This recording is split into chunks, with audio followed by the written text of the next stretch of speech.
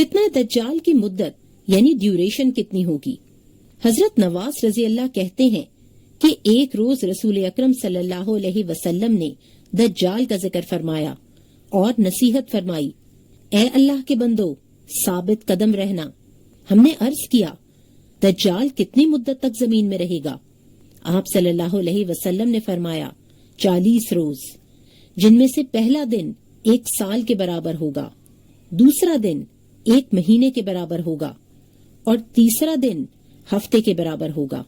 اس کے بعد 37 دن تمہارے شب و روز کے برابر ہوں گے۔ ہم نے عرض کیا یا رسول اللہ صلی اللہ علیہ وسلم، پہلا دن جو سال کے برابر ہوگا اس میں 1 دن کی نمازیں یعنی 5 نمازیں ہی کافی ہوں گی؟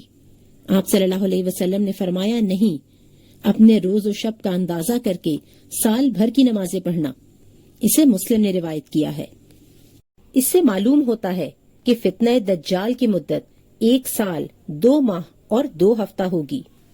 دجال کے فالوورز کون ہوں گے؟ حضرت انس بن مالک رضی اللہ سے روایت ہے کہ رسول اللہ صلی اللہ علیہ وسلم نے فرمایا، ایران کے شہر اصفہان کے 70,000 یہودی سیاہ چادریں اوڑے ہوئے دجال کا ساتھ دیں گے۔ اسے مسلم نے روایت کیا ہے۔